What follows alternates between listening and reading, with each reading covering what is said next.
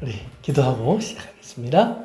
고마우신 아버지 하나님, 오늘도 우리의 만남을 이끌어 주셨사오니 이제 이곳에서 보내는 시간을 주장해 주옵소서. 전하고 듣는 우리 모두 주의 말씀 안에서 우리가 주님을 만나게 하시고 그 만남 속에서 우리의 삶에 주님이 주신 놀라운 은혜와 그리고 새로워짐을 우리가 확인하고 경험하는 시간이 되게 하여 주옵소서. 종의 입술을 주님의 도구 삼아 주의 진리의 전달자가 되게 하옵소서.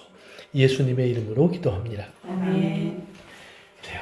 우리 마태복음 9장 우리 6장 12절과 13절입니다. 마태복음 6장 12절 우리 11절부터 읽을까요? 11, 12, 13 세 절입니다. 6절. 네, 마태복음 6장 11절부터 13절 다 같이 읽습니다. 시작. 오늘 우리에게 일용할 양식을 주시옵고 우리가 우리에게 죄 지은 자를 사하여 준 것 같이 우리 죄를 사하여 주시옵고 우리를 시험에 들게 하지 마시옵고 다만 악에서 구하시옵소서. 나라와 권세와 영광이 아버지께 영원히 있사옵나이다. 아멘. 우리 11절에 대한 거는 지난주까지 우리가 충분히 좀 다뤘기 때문에 오늘 이제 12절로 넘어갑니다.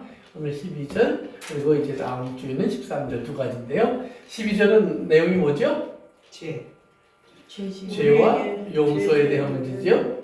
그 다음에 13절은 우리를 악에서 구하여. 그렇죠. 악에 대한 문제예요. 시험, 악에 대한 문제. 그래서 악에 대한 것은 다음 주에, 용서에 대한 것은 이번 주에 이렇게 나눠서 해보겠습니다. 가능한 대로. 그래서 우리가 용서를 얘기하는데 이제 오늘 본문을 읽어보면 우리가 우리에게 죄 지은 자를 어떻게 해요? 사하였다. 용서했다는 말이에요. 용서한 것처럼 우리의 죄도 용서해 주옵소서. 그러니까 이거 마치 조건 같죠?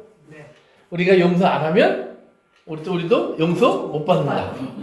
그런데 다른 데서는 다 용서했다고 가르치셨는데 뭐 우리 죄를 위해서 십자가도 지셨고 뭐 그냥 값없이 주셨고 먼저 살아가셨고 그랬는데 여기 우리가 또 이상한 소리를 또 주님이 하셨어요. 자, 그러면 이제 우리가 이 문제를 해결해야 돼요. 그렇죠? 그러니까 그러면 우리가 남의 죄를 용서 안 하면 그럼 용서 못 받는다는 말이냐? 여기 그렇게 돼 있잖아요. 네, 맞아요. 우리의 죄를 이렇게 우리가 상대편의 죄를 용서 안 하면 우리의 죄도 용서받지 못한다. 용서받지 못한다. 예. 이제 그렇게 써 있으니까. 그런데 밑으로 한번 또 내려가 볼까요? 우리 14절로 가보세요.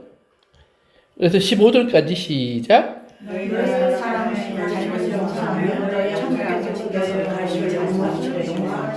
너희가 사람의 잘못을 용서하지 않으면 너희 아버지께서 너희 잘못을 용서하지 않으시리라. 아멘.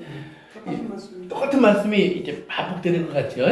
근데 여기서 이제 우리가 용서라는 말을 우선 첫째 생각해 봐야 돼요. 용서라는 말은 뭐냐면 이제 크게 두 가지 뜻이 있는데 하나는 release, 놓아주다라는 말이에요. 놓아주다.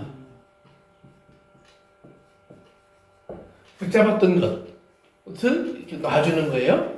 짐승을 이렇게 잡았다가 놔주는 거예요. 그 다음에 두 번째는 보내주다라는 말이에요. 보내주다.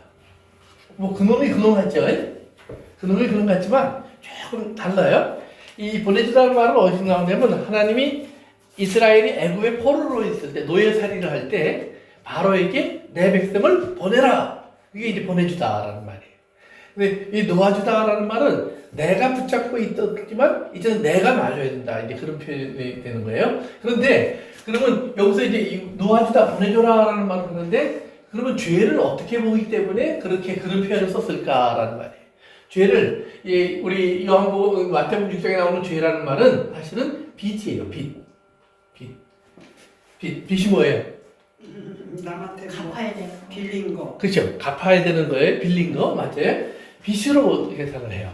그러니까 죄는 빚이다라는 말이에요. 반짝반짝 빈다는 빚이 아니라 이렇게 debt, 우리가 은행에서 돈 빌리는 것처럼 꼭 꾸어온 것이라는 말이에요. 그럼 왜 꾸어온 것이라는 표현을 썼는지 이제 우리 로마서 1장으로 가봅시다. 로마서 1장 14절인가요? 15절까지 한번 읽어볼까요? 시작. 헬라인이나 야만인이나 지혜 있는 자나 어리석은 자에게 다 내가 빚진 자라. 그러므로 나는 할 수 있는 대로 로마에 있는 너에게도 복음을 전하기를 원하노라. 아멘. 아멘. 이제 바울이 여기서 자기를 뭐라고 표현하면 빚진 자다라고 표현을 해요. 근데 헬라인에게나 로마인에게나 그러면 온 세상 사람들에게 다 빚을 졌다는 말이에요. 그 뭔 빚을 그렇게 많이 졌을까요? 하나님의 사랑의 빛을 줬다. 사랑의 빚을 졌다. 그래요. 그게 답이에요. 사랑의 빚. 사랑의 빚. 그러면 사랑의 빚을 바울이 예를 들면 로마인을 헬라인이라 그랬으니까 이제 우리를 바꿔서 전임법 목사한테나 우리 백권사님한테나 오집사님한테나 하나님의 빚을 졌다는 말이에요. 그래서 나는 빚을 우리 여러분들에게 갚아야 된다 이런 표현을 쓰는 거예요. 그러면 바울이 어떤 빚을 어떤 은혜를 받았기에 어떤 하나님으로부터 무엇을 받았기에 내가 빚진 자라고 얘기를 했는가 그랬을 때 바울이 뭐냐면 자기가 여기는 도적이라고 했죠. 도적 또는 죄인의 괴수 이 표현을 써요. 나는 죄인이었다. 어떤 죄인이었느냐? 하나님을 대적하던 죄인이었다. 그리스도를 핍박하던 죄인이었다. 하나님의 교회를 핍박하던 죄인이었다.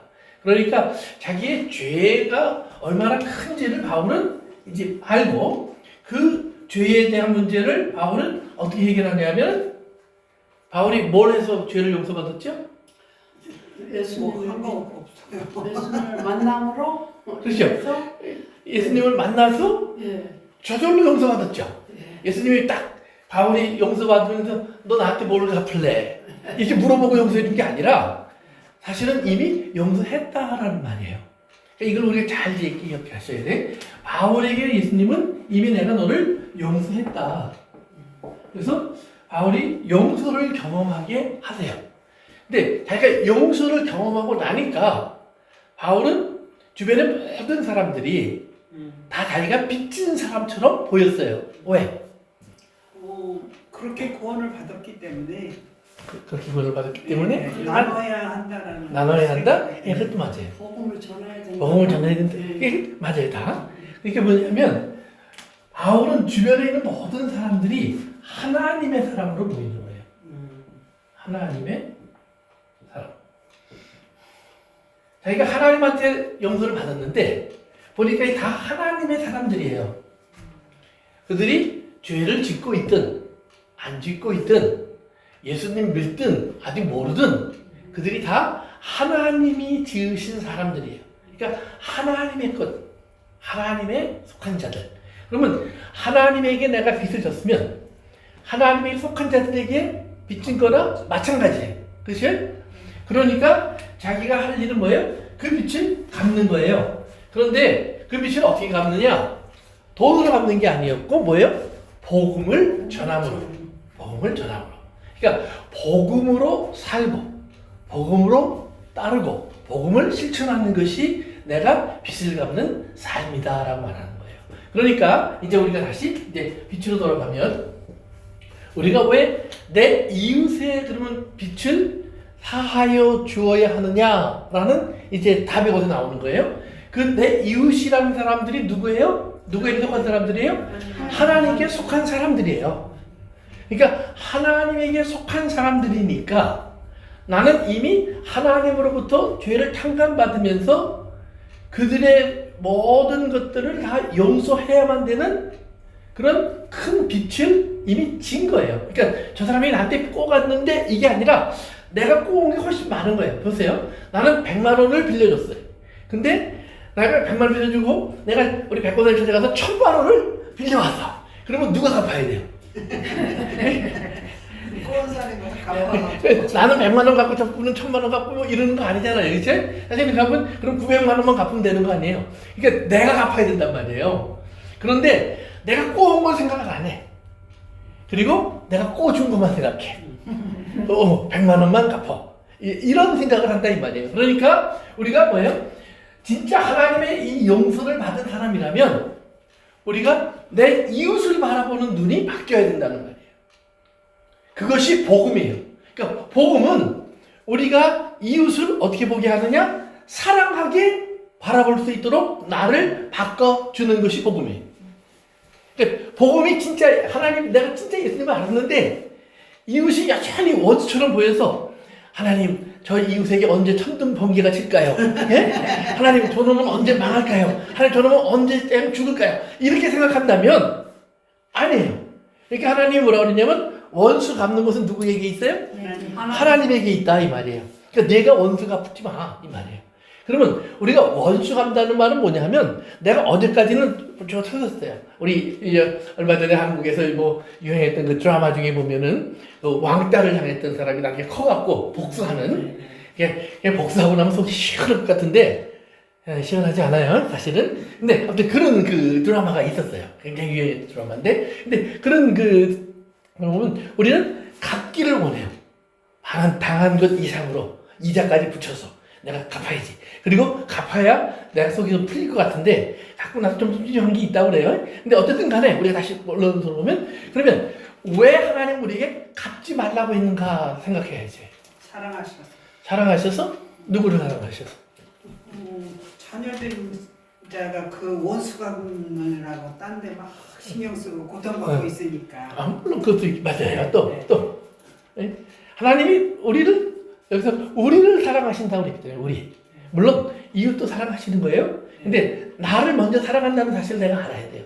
그렇지. 그러면 하나님 나를 사랑하신다는 말은 뭐냐면 네가 나중에 커서 원수 갚지 않아도 사실은 너는 내 사람이야. 저 사람이 지금 너를 괴롭힌 거는 네가 누군지를 몰라서 그래요. 그러니까 예수님이 십자가에서 사람들이 막 죽여라 그러고 막 그러니까 하나님이 또 뭐라고 했냐면 하나님 저놈들이 내가 하나님 아들인 걸 모르나 본데 본때를 좀 보여주세요. 이래야 안 그래요. 안 해요. 뭐라 그러죠? 오히려 저들이 무슨 짓을 하는지 모릅니다 그래요. 그러니까 무지해서 하는 짓을 내버려 두시는 거예요. 모르니까. 내가 누군지를 알면 그렇게 하겠어요 못하겠어요? 그 엄두도 못 내죠. 막 이렇게 하려고 그러는데 야 저 사람 누군지 알아? 누군데? 아버지가 대통령이야. 그 함부로 건드리겠어요? 못 건드리겠어요? 꼼짝도 못하죠. 군대에 가서 막 이제 막 내가 이제 신병인데 훈련을 받는다고 하다가 좀 이렇게 흐지부지하고 잘 못해요. 그러면 훈련 교관이 너 일로 와! 막 기합을 막 주려고 그래요. 그런데 옆에 가는 사람 툭 찔러서 사단장 아들이야 사단장 아들. 그러면 어떻게 할까요? 좀 잘해 주시기 바랍니다. 이런 거 들려보낼 거 아니에요. 그러니까 중요한 건 뭐냐면 내가 나를 증명할 필요가 없는 거예요. 네가 누군지는 하나님이 아시는 거예요. 근데 모르는 사람이 지금 하는 일을 갖고 네가 복수하려고 하지 마. 저가 알고 나면 스스로 와서 무릎 꿇을 거야. 그러니까 우리가 예수님에게 바울이 말한 것처럼 우리는 예수님의 원수로 살았어요. 그런데 예수님이 우리가 원수로 행동하는데 예수님에게 원수로 행동하는 나를 용서해줘요, 용서 안 해줘요? 용서해줘요. 왜요? 예수님이 하나님의 아들이니까. 그걸 예수님은 아니까. 내가 너를 이렇게 괴롭히고 네가 나 덤빌 때마다 하나님의 권능과 능력으로 너를 이렇게 쾅쾅 누르지 않아도 하나님은 내가 누군 줄 아셔.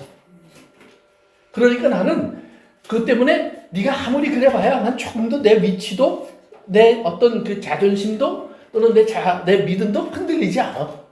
네가 하고 싶은 대로 해봐. 하나님이 나를 증명해 주실 거야. 하나님은 나를 아시니까. 그런데 하나님이 나를 아시는데 내 속에서는 안다고 그러면 저 사람한테 안 보여준다 이 말이에요. 왜? 그게 은혜예요. 그게 은혜예요. 안 보여준 게 은혜. 예, 그게 은혜예요. 만약에 예수님을 우리가 막 괴롭히는데 그때마다 예수님이 하나님으로 딱 바뀌면 얼마나 무섭겠어요. 예? 그러니까 예수님이 하나님의 아들로 바뀌지 않고 십자가에서 내가 죽여도 되는 사람으로 그대로 남아있는 것이 은혜예요.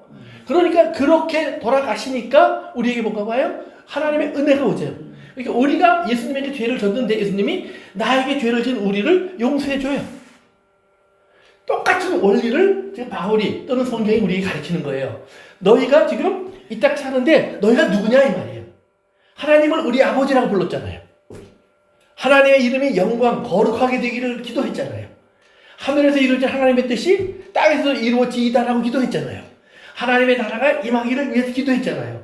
그러면 이제 우리에게 이미 하나님의 나라가 임해 있으니까 우리는 이미 하나님의 것을 가지고 있는 거예요. 가지고 있기 때문에 우리는 용서할 수 있어요. 그래서 용서를 줘요. 그런데 그 용서를 주면 우리 안에서 뭐가요? 네가 하나님의 사람인 것이 저절로 증명이 되는 거예요. 근데 용서를 못해. 아니, 하나님 이럴 수가 있습니까? 내가 신앙생활을 얼마나 열심히 하고 내가 정말로 하나님 아들이라며 정말로 이렇게 못 본 척 하시겠습니까? 이러면 우리 스스로 뭐예요? 하나님이 내 아버지가 맞나? 진짜 하나님이 나를 사랑하시는 것이 맞나?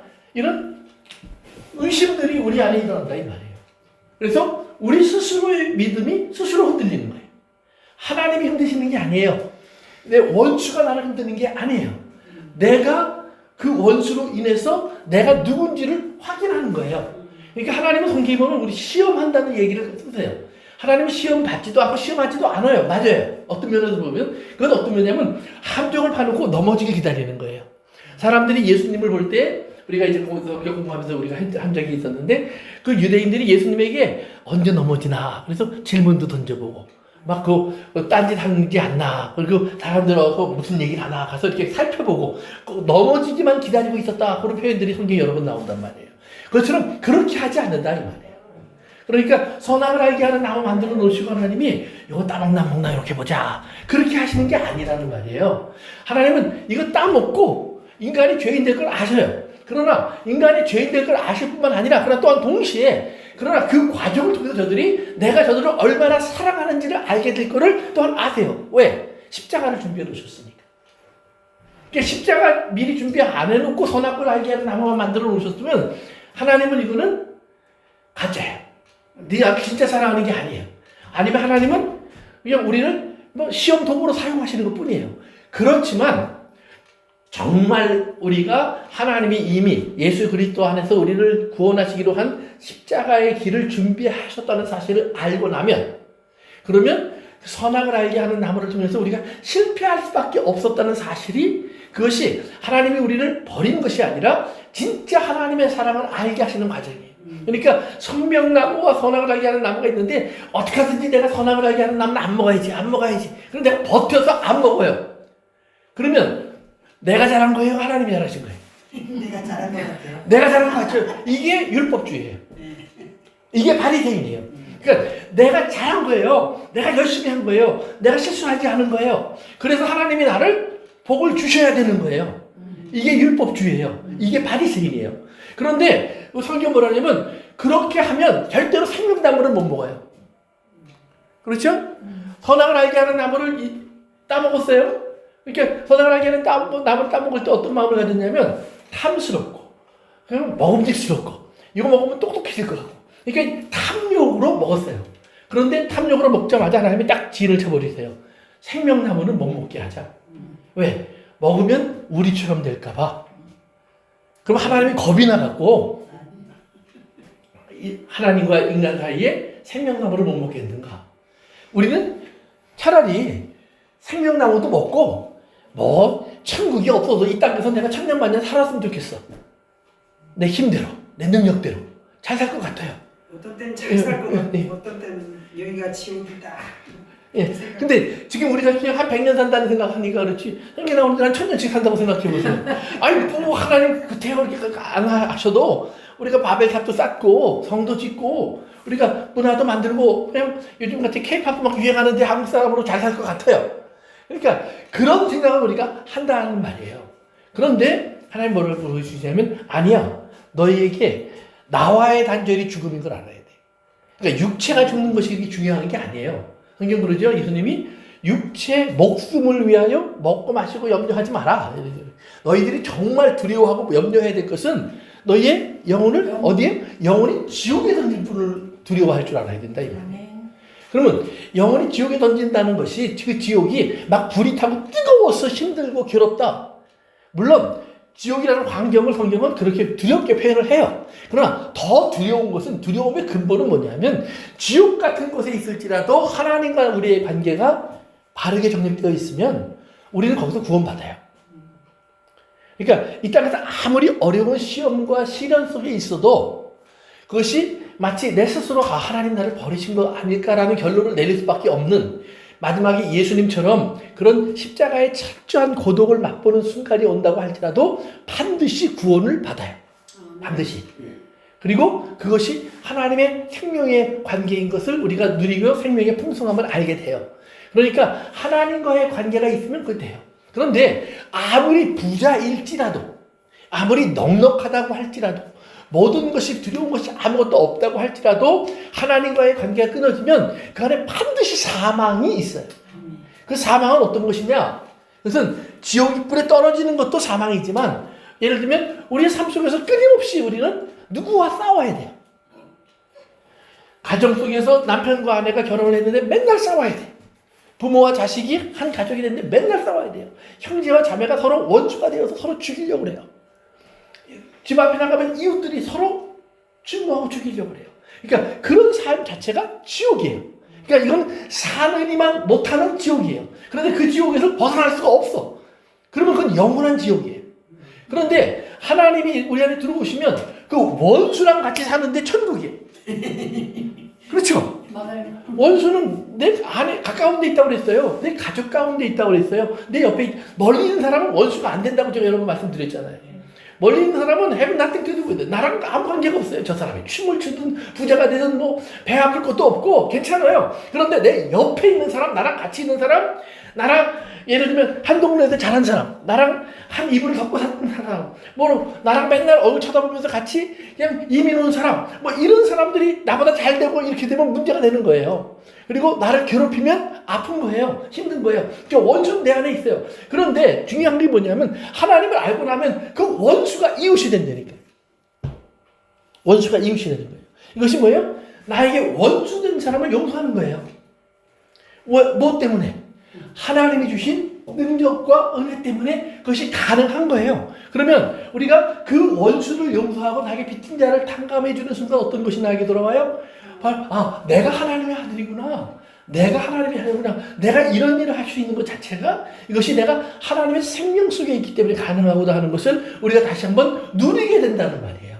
누리게 되는 거예요. 그러니까 우리가 용서받은 것이 있어요. 그리고 우리가 용서하는 것이 있어요. 그러니까 이것을 이제 예수님이 마태복음 18장에 가면 한 비유로 가르쳐 주세요. 비유. 근데 여기 보면 18장에 1만 달란트 빚진 자, 100다나리온 빚진 자의 이야기가 나와요. 1만 달란트라는 것은 어느 정도냐면 그 당시에 예수님 당시에 이스라엘이 로마에게 매년 드리는 세금의 총 액수가 800달란트예요. 800달란트.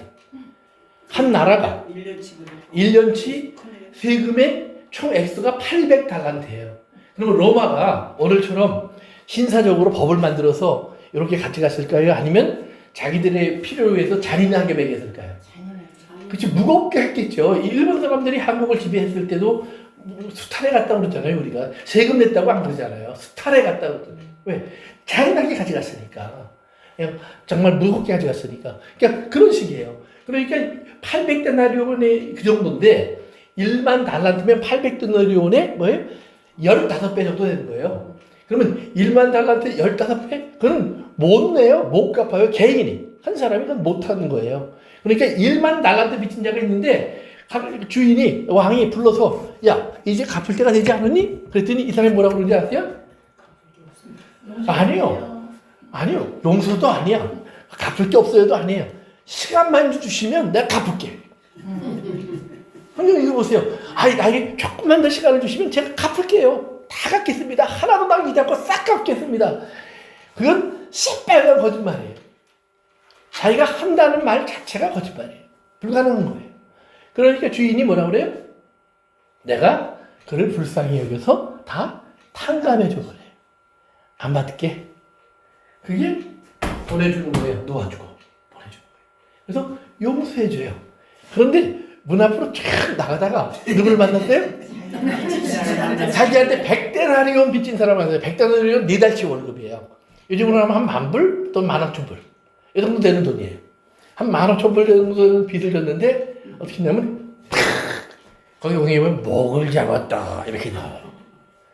그리고 갚으라고 그러니까 이 사람이 시간 주시면 내가 벌어서 갚겠습니다. 갚을 수 있어요, 없어요? 있어요. 그건 시간 주면 갚을 수 있겠죠. 왜? 4달치 정도의 월급이니까 시간 한 2, 3년 주면 1년에 한두 달치 월급 이렇게 절약해서 갚고 해서 어떻게든 갚아 나갈 수 있어요.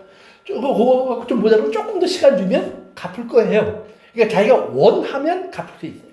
노력하면 갚을 수 있는 액수예요. 그런데 요 사람이 말하면 아니야 지금 갚어. 아 지금은 없는데요? 그랬더니 그러면 다 갚을 때까지 감옥 가 있어. 갚을 수 있어요 없어요? 갚을 수 없게 만드는 거예요. 근데 그거를 목을 잡고 감옥을 끌고 갔다고 그래요. 이 목을 잡았다는 말이 초크했다는 말이에요. 숨을 못 쉬게 했다. 근데 이게 보면 예수님이 부활하신 후에 제자들을 만나서 처음에 어떻게 하셨어요? 다락방으로 예수님이 탁 나타나셔서 성경에 보니까 숨을 내쉬며 성령을 받아라. 평안하니 성령을 받아라. 평안하라. 왜? 하나님의 생명을 호흡하라. 하나님의 생명을 호흡하면 너희가 이제는 뭐예요? 평안해지고 그리고 너희의 모든 걱정과 염려를 주님이 이제는 맡아주는 그런 믿음 속에 너희가 들어갈 수 있어서 안식할 수 있다는 말이에요. 그런데 목을 졸라서 숨을 못 쉬게 하는 거예요. 어디에서? 지금 그 왕이 다스리는 나라에서 이루어지는 일이에요. 여전히 그 왕은 있어요. 그러니까 자기에게 1만 달란트를 용서해주는 왕이 다스리는 나라예요. 그러면 그 왕의 나라의 법은 뭐예요? 그렇죠. 용서라는 법이 있는 거예요. 그 법이 이미 시행되고 있는 거예요. 그런데 나에게 100데나리온 빚 빚진 사람에게 딱 왔더니 이게 통과가 안 되는 거예요. 이게 중요한 거예요. 우리가 예수 믿으면서 예수 믿는 사람들이 가장 크게 욕먹는 이유 중에 하나가 그거예요. 우리는 세상에 살면서 우리가 어떤 은혜를 받은지를 잊어버리고 하나님이 내 편이라는 생각을 해요. 뭘 위해서? 지금 이 사람을 100데나리온 빚졌다고 감옥에 가둘 때 이 사람이 자기가 죄의식이 있을까요? 없을까요? 없죠. 왜? 당연히 갚아야 될 거, 당연히 받아야 될 건데 안 갚으니까 내가 감옥에 갖다 집어넣은 거니까 맞는 거예요. 근데 그걸 보더니 사람들이 가서 왕한테 그대로 알렸어요. 근데 왕이 뿔따구가 났어요.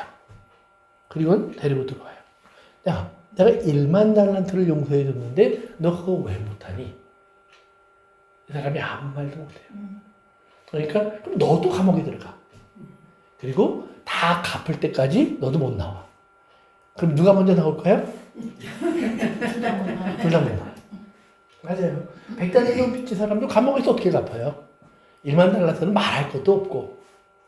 그러니까 그런 잘못된 사회를 누가 만들었어요?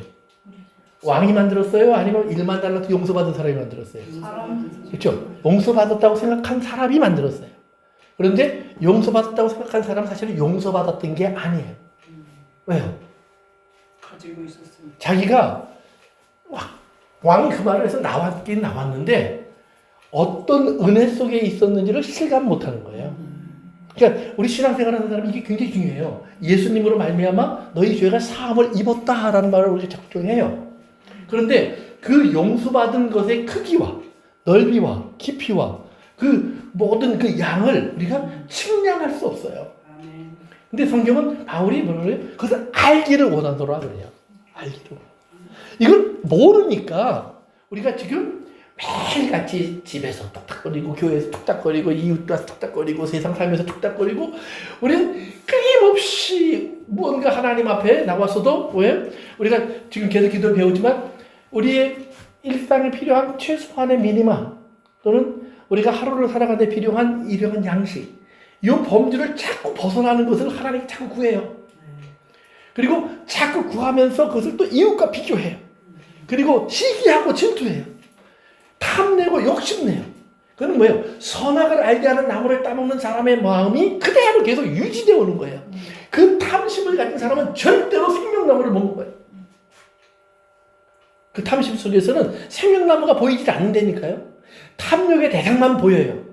심지어는 생명나무도 탐욕의 대상처럼 보일 거예요. 뭐 제가 다른 데 쓰려고 준비해놨던 얘기지만 우리가 성경을 잘 보시면은요. 생명나무는 어디에서 자라냐면 생명수가 흐르는데 좌우에서 자라요.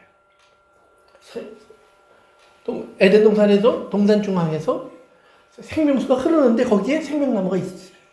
새 예루살렘 성에서도 생명수가 흐르는데 좌우에 생명나무가 자라고 있어요. 그렇죠? 그 시편 1편도 뭐예요? 복 있는 사람은 어떤 사람이에요? 그죠? 시냇가에 심기운 나무와 같다고 그랬잖아요. 시의 계절을 쫓아 열매를 맺으며 물이 마르지 아니한 것 같다. 그러니까 그런 생명수가 흐르는 좌우에서 자라는 거예요. 그러면 생명수는 지금 이 시간에는 어디서 흘러요? 영적 하나님의 사랑을 받은 사람. 그렇죠. 하나님의 사람들. 그러니까 사마리아 여인에게는 내 속에서 생수의 강이 넘쳐나리라고 이 사마리아 여인에게 한 말이에요. 우물부나 솟아나라 그랬죠. 내 안에 생명의 우물이 솟아나리라 그랬어요. 그 다음에 요한복음 7장에 오면은 예수님이 수장전에 성전에 왔다가 이제 때가 되면 성령이 너희에게 임하는 것을 가리켜서 생명수가 강물처럼 너희에게 흘러나리라. 그렇게 얘기하셨죠. 그러니까 생명수는 어디서 흘러나는 거예요? 우리 안에서. 그런데 우리의 모습이 원래는 뭐처럼 보이냐면 광야에 있는 바위 같은 거예요. 딱딱했던 박한 마음들이었어요. 그런데 하나님 말씀이 딱 부닥치니까 그 바위가 쫙 갈라지더니 물이 콸콸콸콸 솟아나와요. 아멘. 바위가 없어진 거 아니에요? 네. 내 속에 더 많은 돌이 콱 막혀 있는 것 같아요. 이랬는데 말씀이 들어오면 이 돌에서 생명수가 솟는다니까요. 그러니까 돌이 내 안에 걸리게 한 거는 저 원수들인데, 그런데 하나님 말씀이 없으면 그것이 돌인데 하나님 말씀이 내게 들어오면 돌이 뭐가 돼요? 생명수가 나오는 샘물이 된다는 말이에요. 아멘. 샘의 근원이 된다는 말이에요. 그러니까 여기서 물이 흘러나간다는 말이에요. 그러면 생명나무는 어디서 자랄까요? 그렇죠. 여기서 흘러나가니까 여기서 자라겠죠. 여기서 자라는 생명나무의 열매는 뭘까요? 사랑의 그렇죠. 사랑, 성령의 열매, 믿음의 열매, 뭐 우리가 하는 열매, 그 열매가 이 생명나무예요. 그러니까 예수님이 십자가에 돌아가신 그 삶 자체가 생명나무예요. 그러니까 예수님에게서 지금 물이 흐르는 게 안 보였죠. 그러나 물이 흐르고 있는 거예요. 그렇죠? 예수님 말씀 속에서, 예수님의 삶 속에서, 그리고 예수님의 십자가에서 생명이 흐르기 시작했잖아요. 그리고 예수님에게서 뭐예요? 그것이 자라서 열매가 맺었잖아요. 이제 그걸 따먹으면 되는 거예요. 근데 그걸 따먹는데 예수님은 어떻게 먹으라고 그랬어요? 내 살을 먹고 내 피를 먹는 자는. 그렇죠? 이제는 생명의 양식을 먹는 거라고 그랬어요. 죽지 아니하리라 그랬어요. 우리가 그런 은혜를 받는 거예요. 그러니까 빛을 우리가 용서를 이제 얘기할 때, 아이고 내가 용서를 해야 용서를 받을 텐데, 그리고 오늘은 용서하지 말고 일주일 용서하지 않고, 아니야 한 1년쯤 내가 용서하지 않고 있다가 1년 있다가 용서해 주자. 이게 가능하지 않은 얘기라는 말이에요. 지금 하나님의 은혜가 우리에게 있으면 제가 얘기한 것처럼 이미 용서는 우리의 삶에 들어와 있어야 돼요. 용서할까 말까? 하나님 용서하지 못하는 나를 용서해 주세요. 이런 기도가 없어요. 용서하지 못하는 나는 불순종이에요. 그러니까 용서라는 것이 단순하게 그저 남을 내가 참아주고 그냥 못 볼 척 해주고 그냥 한 번 더 넘어가주고 이런 개념이 아니라, 용서는 하나님의 복음의 본질이에요. 예수님이 이 땅에 오신 이유예요. 그러니까 1만 달란트 빚진 사람이 1만 달란트를 갚을 수 있어요, 없어요? 못 갚는다고 그랬죠? 그러면 탕감해줬다는 말은 뭐예요? 왕이 그 빚에 대한 책임을 졌다는 말이에요. 그렇죠? 바꿔 말하면 하나님이 우리 죄를 용서했다는 말은 우리 죄의 값을 누가 책임졌다는 말이에요? 하나님이. 누구를 통해서? 예수님을 통해서. 그래서 말씀 중에서 사랑을 받은 자는 사랑을 하고 그 사랑을 통해서 복음을 전할 수 있는 것. 아멘.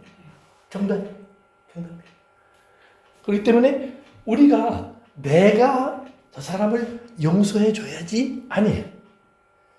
나는 저 사람을 용서할 수밖에 없는 사람으로 이미 바뀌어져 있기 때문에 하나님이 우리에게 용서하라고 가르치시는 거예요. 그런데 여기서 우리가 제가 이제 여기서 시작하면서 얘기했지만 용서하라는 말도 과거형이에요.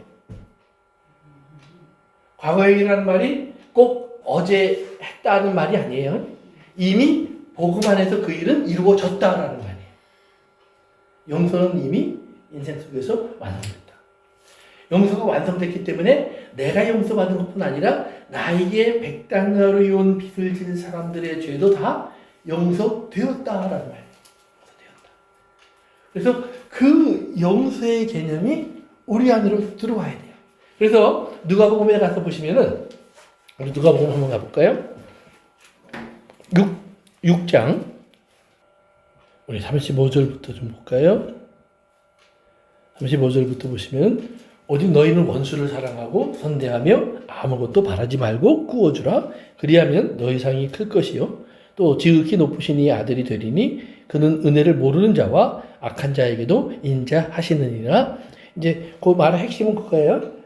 우리가 당연히 믿는 사람은 그렇게 하는 게 당연한데 그 이유가 뭐냐 하면 하나님은 믿는 자나 믿지 않는 자나 의로운 자나 악한 자에게도 인자하시다. 그러니까 우리에게 인자한 건 이해가 되는데 악한 자에게 인자한 건 이해가 안 되는 거예요. 예를 들면 유대인들에게 인자한 건 하나님 앞에 유대인들이 이해를 하는데 왜 히틀러에게 인자하세요? 왜? 지금 강도 당한 나를 하나님 불쌍히 여기시는 건 당연한데 왜 강도도 불쌍히 여기세요? 그런 질문이에요. 그런데 하나님은 그렇다는 말이에요. 왜? 어제까지는 사실은 나도 강도였기 때문에 내일은 내가 강도가 될 것이기 때문에 하나님의 인자는 이미 그걸 포함하고 있다는 말을 여기서 하시는 거예요. 그러면서 36절에 아버지의 자비로우신 것 같이 너희도 자비로운 자가 되라. 그래서 자비롭다는 말의 가장 큰 핵심 중에 하나는 하나님의 성실함처럼 우리도 성실하게 그 일을 하라는 말이에요. 자비나 인자 같은 거는요. 베드로가 말한 것처럼 몇 번 용서해 줄까요? 그렇게 얘기를 하고요. 그래서 예수님이 뭐라고 그랬어요? 베드로는 7번 얘기하니까 70번을 7번씩. 그러니까 77이 49예요.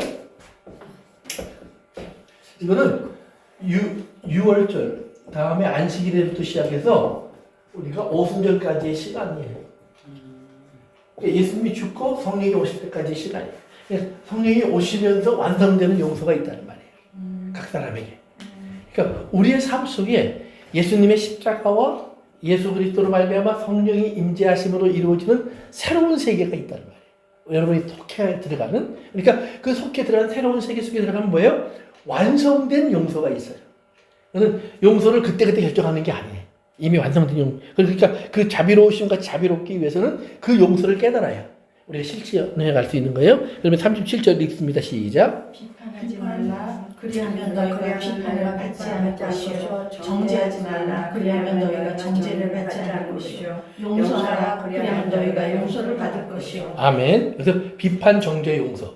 죄의 문제를 놓고 나누는 할 수 있는 일이 세 가지가 나와요. 어떤 사람의 죄와 실수를 보면 우리가 비판하기 쉬워요.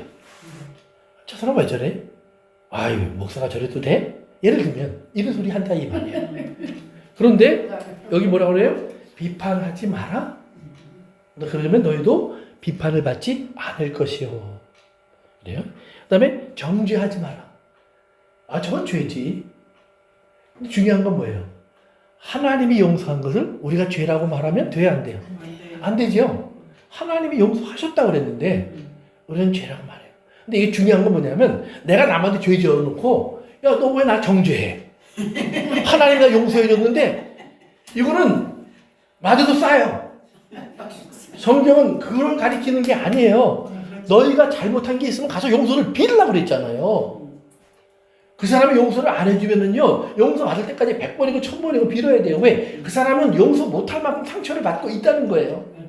그러면 그 사람이 나를 용서 못할 만큼 상처를 받고 있다는 말은 뭐예요? 그 사람은 하나님의 은혜를 경험하지 못할 만한 상황에 들어가 있다는 말이에요.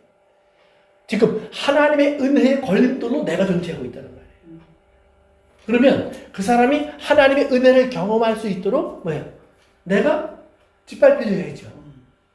내가 상해야죠. 그러니까 예수님을 세상 사람들이 죽일 때 아무도 하나님의 아들이라고 알고 죽인 게 아니에요. 죄인으로 만들어서 죽였어요. 그러면 오늘 우리가 저 사람이 나를 억울하게 누명을 씌웠든 진짜 잘못한 게 있어서 죄인이 됐든 그러면 우리가 뭐예요? 십자가에 있어야죠. 십자가에는 예수님만 있었던 게 아니에요. 누가 있었어요? 강도도 둘이나 있었잖아요. 그 중에 한 강도로 천국으로 가요. 그러니까 나는 강도였을지라도 천국으로 가는 거예요. 십자가에 예수님만 올라가 있으면. 왜? 거기서 예수님 만나니까. 그러나 강도를 죽인, 강도에 의해서 손해본 사람, 죽음을 당한 사람, 그 가족들이 땅 안에 있어요. 얼마나 이것이 온전치 않아요. 근데 그 온전치 않은 그 하나님의 복음을 누가 채우는 거예요? 대신 채우는 거예요. 누가? 예수를 믿는 교회가 채웠잖아요. 그러니까 강도를 못 박아 죽인 사람들이 예수님의 말씀을 듣고 예수님을 믿는 사람을 보더니 십자가 위에서 강도 보고 너도 오늘 나랑 천국에 가자고 했던 사람들 따라가는 놈들이구나. 그럼 괴롭혔을 거 아니에요. 그 교회를 때리고 죽이고 감옥에 가두고 얼마나 괴롭혔어요. 그런데 거기에서 교회가 뭐예요? 칼을 빼든 게 아니라 복음으로 끝까지 섰다는 말이에요. 그러니까 그 안에서 어떤 일이 일어났겠어요? 그 사람이 예수님을 만나겠죠. 그 사람 괴롭히면서 예수님이 무엇인지를 보겠죠. 내가 생각할 때 십자가 위에서 간단하게 한마디 한 것 같은데 사실은 뭐예요? 예루살렘 성에서 실제로 저들이 매 맞아가면서 돌 맞아가면서 자기가 억울한 일을 당할 때도 똑같이 하는구나. 내가 잘못할 때도 똑같이 하는구나. 그러면 나도 천국에 갈 수 있겠구나. 그걸 그들에게 전달해 주는 것은 뭐예요? 이 땅에 남은 교회가 하는 거예요. 그래서 그리스도의 남은 고난을 채운다. 그렇게 얘기하는 거예요. 이 남은 고난. 그러니까 우리가 십자가를 진다는 말은 고난을 우리가 겪어야만 천국에 간다는 말을 하는 것이 아니라 우리가 이제는 예수님이 되어서 예수님의 몸이 되어서 예수 그리스도가 이 땅에 있었으면 하셨을 그 일에 우리가 연속성을 가지고 살아간다는 말이에요. 그래서 우리를 보면 예수님을 볼 수 있는 일들이 일어난다는 거예요. 그래서 이제 그렇게 해요. 그래서 정죄하지 마라. 그 다음에 용서하라. 용서를 받을 것이다. 이렇게 얘기해요. 그러니까 조건인 것 같지만 이미 뭐예요? 하나님은 우리를 정죄하지 않았고, 하나님은 우리를 비판하지 않았고, 하나님은 우리를 용서하셨다는 말이에요. 그러니까 하나님의 은혜 속에 이미 있기 때문에 그렇게 해야 되는 것이 우리의 삶의 당연한 일이다라는 말이에요. 그 다음으로 갑니다. 주라 그리하면 너에게 줄 것이니 곧 후이되어 누르고 흔들어 넘치도록 하여 너에게 안겨주리라. 너희가 헤아리는 그 헤아림으로 너희도 헤아림을 도로 받을 것이니라. 그래서 주라는 거예요. 주라는 거예요. 그냥 뭘 주라는 거예요? 돈 주라는 말이에요? 이게 잘못하면 돈을 내가 주면 와 산더미처럼 막 굴러 들어와 넝쿨채. 이거 그런 말 아니잖아요. 그렇죠? 그 앞에 거 쭉 읽어보시고 뒤에 거 읽어보시면 전혀 그런 말 아니에요. 지금 우리가 그들에게 선을 베풀라는 말이죠. 하나님의 의를 실천하라는 말이죠. 세상 삶에서. 그러니까 예수님이 제자들에게 주기도문을 가리키면서 너희는 기도할 때 이렇게 기도하라. 너희가 너희에게 죄 지은 자를 즉 빚진 자를 탕감해 주는 것처럼 1만 달란트 가진 왕이 너를 용서해 준 그 경험을 너희가 이웃에게 베풀라. 왜? 그런 것이 너희가 누구인 줄을 본질을 보여주는 거예요. 사과나무에서 상어가 달려요. 그렇지만 그 사과나무인 줄은 우리는 열매를 보고 알아요. 그러니까 열매를 보면 그 본질을 안다는 말이에요. 그러니까 용서하는 모습을 보면 우리가 왜 용서할 수 있는 사람이 되었는지를 안다는 말이에요. 그래서 그 본질이 무엇인지를 나타내는 것은 뭐예요? 우리의 삶과 행동과 언어예요. 그러니까 우리의 삶을 통해서 그것이 보여지게 되고 있다는 거예요. 그러니까 신앙생활이 이것 하면 이것을 받는다라는 조건부로 성경이 만들어진 것이 아니라 이미 은혜가 있으니까 은혜 안에 들어온 너희는 당연히 이런 사람이다. 너희가 이런 사람인 것을 알고 산다는 것이 그것이 바로 믿음이다라는 걸 가르쳐 주는 거예요. 그래서 우리의 삶 속에서 우리가 죄의 문제 또 그의 다른 여러 가지 문제들이 이런 식의 표현이 굉장히 많아요. 그런데 그 표현들을 이해할 때 꼭 먼저 보셔야 될 것이 이미 주셨기 때문에 이루어졌기 때문에 내 안에서도 그것이 이루어졌다는 것을 우리가 하나님이 전제하고 하시는 말씀이에요. 너도 이루어졌으니까 네 삶 속에서 이루어졌으니까 이제 너는 당연히 그래야지. 그러면 너를 통해서 사람들이 너희가 어떤 용서를 받았는지를 세상에 알게 될 거다. 그러니까 그걸 바울은 뭐라냐면 나는 죄인의 개수야. 하나님 나를 저 끝에 놔두고 세상에 구경거리로 만드셨는데 너희들이 나를 구경거리처럼 쳐다봐. 그러면 내 안에 하나님의 은혜가 얼마나 큰지를 너희가 알게 될 거야. 이런 자신감을 가졌다는 말이에요. 오늘 여러분의 삶 속에서도 복음을 이렇게 전할 수 있기를 바랍니다. 아멘. 그래요. 기도하겠습니다. 고맙습니다. 아버지 하나님. 우리에게 오늘도 허락하신 주님의 말씀을 가지고 우리가 용서의 문제를 생각해 보았습니다. 아버지 하나님, 용서를 우리가 결단하는 것이 아니고 용서는 우리가 당연히 해야 할 일인 것을 알게 하셨음을 믿습니다. 아버지 하나님, 그 용서가 이루어질 수 있는 충만함이, 풍성함이 우리 속에 다시 한번 부어지게 하옵소서. 예수님의 이름으로 기도합니다.